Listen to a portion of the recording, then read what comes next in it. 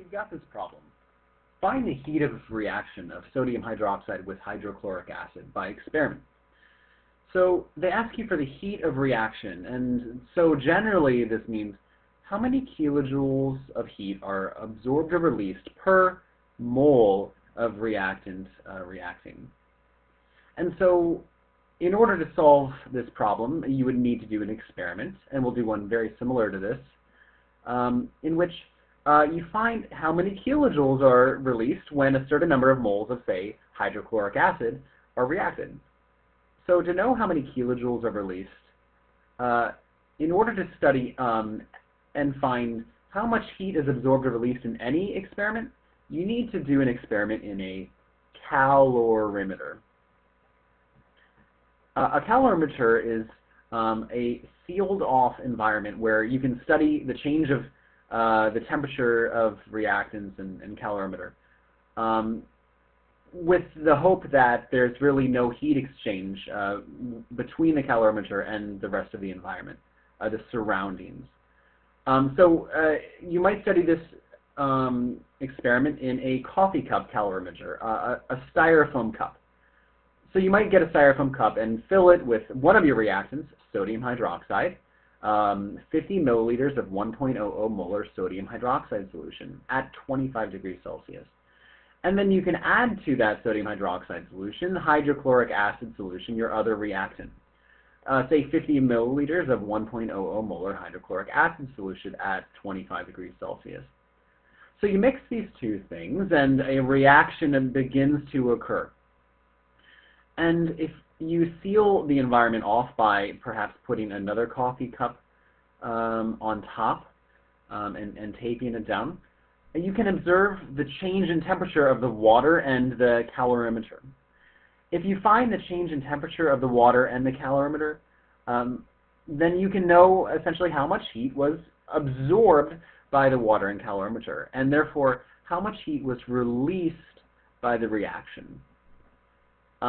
So we know that, or we'll suppose that the system, its overall heat will be zero. We're going to suppose that it's well sealed off from the environment. And so what that means is that basically because the heat of the system is equal to the heat of the reaction plus water plus the calorimeter, and that because the heat of the system is zero, what that means really is that the heat of the reaction is the same but opposite sign of the heat of the water within the container plus the heat of the calorimeter.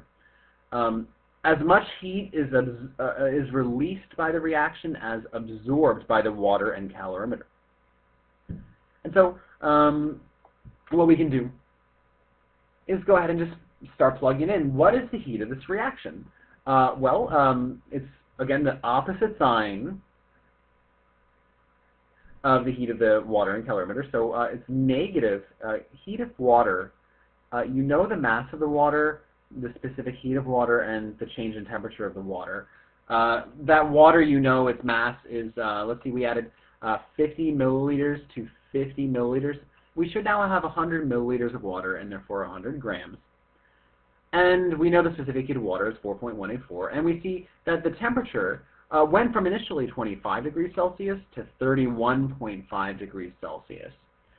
So we can start plugging in negative 100 grams, because if we have 100 mils of water, we have 100 grams of water because the density of water is 1 gram per milliliter.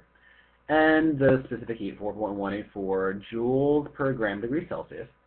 And then the change in temperature of the water, it was 31.5 degrees Celsius minus 25.0 degrees Celsius. It was the temperature final minus the temperature initial. That's delta T. And then we also have to account for the heat of our calorimeter because it was also absorbing heat. Now, heat of calorimeter is heat capacity times the change in temperature. Now, the heat capacity of this calorimeter might have been found to be, say, 11 joules per degree Celsius. And so, let's see, negative 11 joules per degree Celsius. And then our change in temperature of that calorimeter, because we'll also assume it was 25 degrees Celsius, the same as the water, the same as room temperature, and eventually it ended up at 31.5 degrees Celsius, we can plug in these changes in these temperatures. And therefore, now we can combine the heat absorbed by the water with the heat absorbed by the calorimeter, and we should be able to find that the heat of the reaction is equal to, let's see, negative 2,793 joules, or negative 2.793 kilojoules. It's important that you have this negative here. Signs are very, very important because we want to say, hey, this reaction releases heat. We make it a negative. Remember, delta H, which is negative, is exothermic. So now we know the heat of this many milliliters of solution. We can know the number of kilojoules per mole of hydrochloric acid if we know the number of moles of hydrochloric acid. So the molarity, you'll recall, was 1.00 molar. And the number of liters of solution, we combine in 25 mils, or 0.025 liters. There should have been 0.025 moles of hydrochloric acid. And so the number of kilojoules per mole is negative 2.793 kilojoules per 0.025 moles. And you should find that, actually, my bad. It was actually 50 mils, 0.050 liters, 0.050 moles, 0.050 moles. You should find that the number of kilojoules per mole is negative 55.9 kilojoules per mole.